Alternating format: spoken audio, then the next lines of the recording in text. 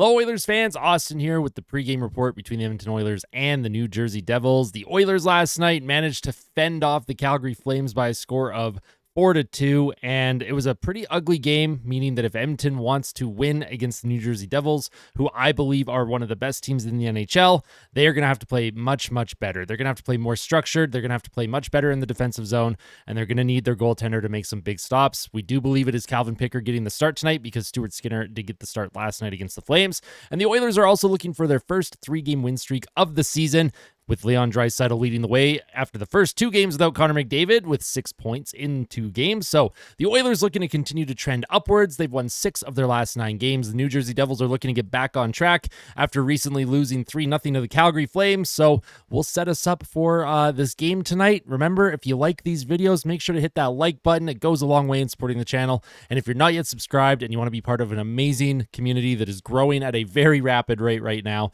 make sure to subscribe to the channel. Tell all your friends, and we're building something special here.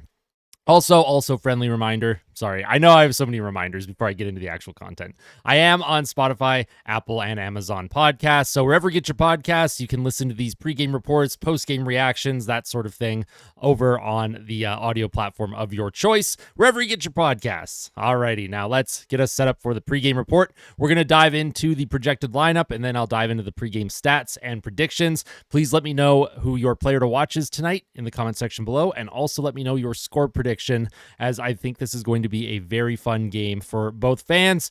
Now, this game also, for some reason, it is on Amazon Prime. They're doing that Prime thing with the NHL this year. So you have to have an Amazon Prime account to stream the game. It is on a streaming service. I know not everyone has that, but I figured I'd let everyone know just in case, because I totally forgot until I woke up this morning and realized that this game is on Amazon tonight. So that'll be interesting. I'm excited to see the Amazon broadcast, see what, how they do a broadcast that's not Sportsnet or TSN or CBC or all that good stuff.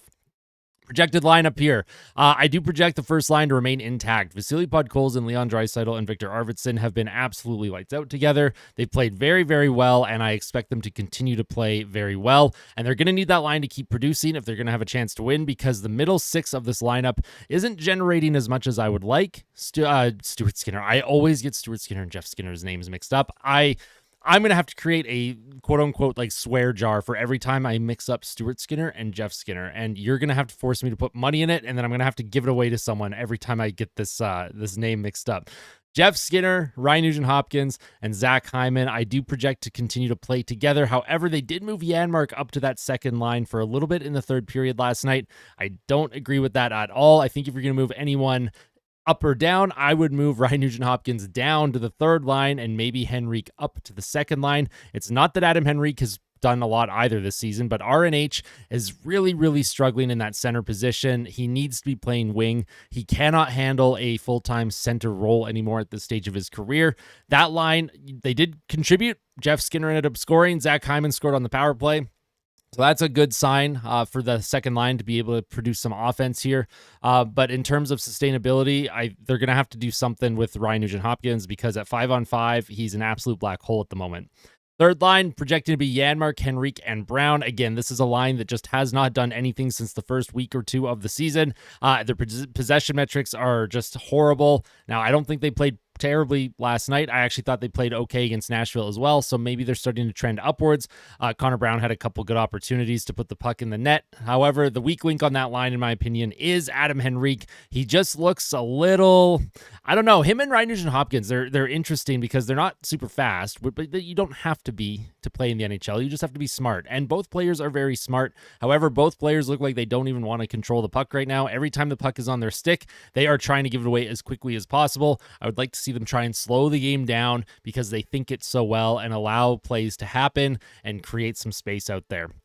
Now, this is where I do think there will be lineup changes. As of the recording of this video, there's been no official confirmation on the lineup card for Edmonton, but because this is a back-to-back, I do project that fourth line to get a couple changes here. I do think Derek Ryan will get back into the lineup. I think they'll take Drake Caggiula out.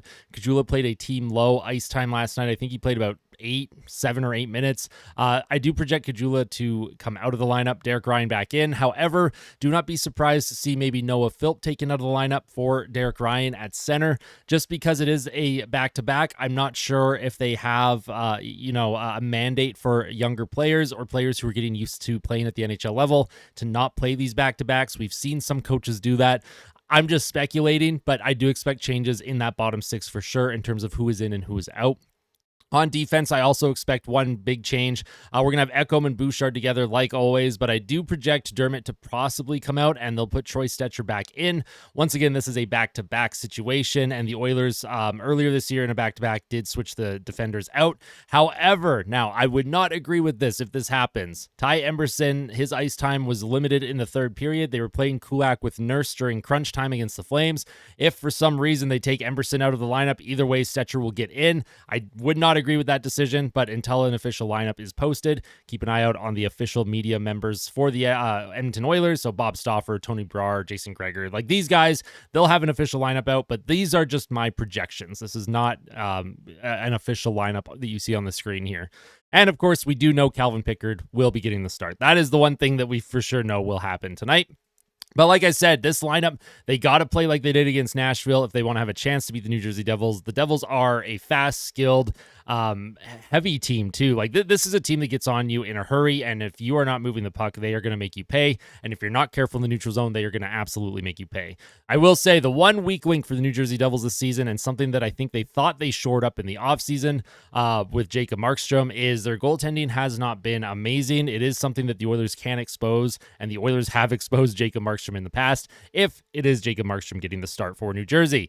Now, looking at the Devils, their stats, they are 7-5-2 on the year. They've already played 14 games, which is wild. I thought the Oilers had played a decent amount early in the season because some teams have only played 10 games, so NHL scheduling, I don't know what to make of it. New Jersey's expected goals for this season ranks 9th in the league at 52.30%. Their power play ranks 5th at 28.9%.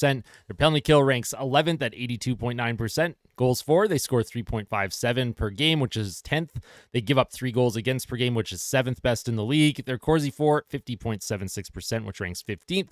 And their shots for percentage, 51.04%, which ranks 14th. The New Jersey Devils are pretty well rounded up and down their lineup. I will say their special teams is obviously very strong. 5-on-5, they're not as strong as they have been in years past. However, this is a team, like I said, if you are not careful, and just like I talked about with the Columbus Blue Jackets, this is a fast team. The pace of this game is going to be really high, and the Oilers being on the second half of a back-to-back, they are at the disadvantage in terms of the speed aspect of this game, because Edmonton's lineup, we all know, is a little bit older and a little bit slower. So if Edmonton wants to have a chance of winning, they have to remain structured, and they have to remain disciplined in their structure. They cannot get away from their game like they did against Calgary, or this is going to be an absolute blowout for the New Jersey Devils. Looking over on the Oilers side, their stats, they are 6-5-1 on the season.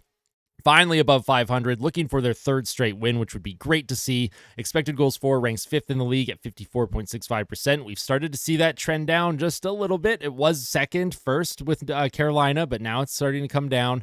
And their special teams remain absolutely piss poor. Power play ranks 25th at 13.2%, and their penalty kill ranks 32nd at 61.8%. They score 2.58 goals per game, which ranks 28th. They give up 3.17 goals against per game, which ranks 16th. Their Corsi for remains second in the league, 56.14%, and their shots for percentage is second at 56.83%. So once again, the Oilers, possession metric heavy team. They are good at 5-on-5 at controlling play for the most part. It's the special teams that have really destroyed this team's chances of being higher in the standings than they already are. Their penalty kill just can't seem to get a kill. The power play did connect last night. Let's see if this is a sign that it might be turning around, but until they put together 2 or 3 games in a row with a power play goal, I will have no faith in Edmonton's power play to help win them a hockey game, even though it did win them a game last night. And their goals for per game is starting to trend upwards. Their goals against per game is starting to come down, which is a good sign. Obviously, we knew things would start to even out eventually, especially with how strong Edmonton's possession metrics are in general in the NHL this season. So hopefully it continues to trend that way and the Oilers get a win. However, in saying that, my score prediction tonight, you've probably been staring at this and raging in the comments and smashing that dislike button. I am picking the Devils to win 4-3 in regulation. This is going to be such a tough matchup for the Edmonton Oilers. Second second half of a back-to-back against a really good New Jersey team that is really fast, really skilled, really disciplined in how they play. And Edmonton has to basically play a perfect game to get the win. So I'm giving the edge to New Jersey Devils 4-3. And my player to watch, of course, is going to be Calvin Pickard. He's looking for an opportunity to win another game for this hockey club. Calvin Pickard has been the most consistent goaltender for the Oilers. He played really, really well against Nashville. I'd love to see if he can put together a third straight solid start for Edmonton. And let's see if Edmonton can find a way to win their third straight game. And we'll go from there.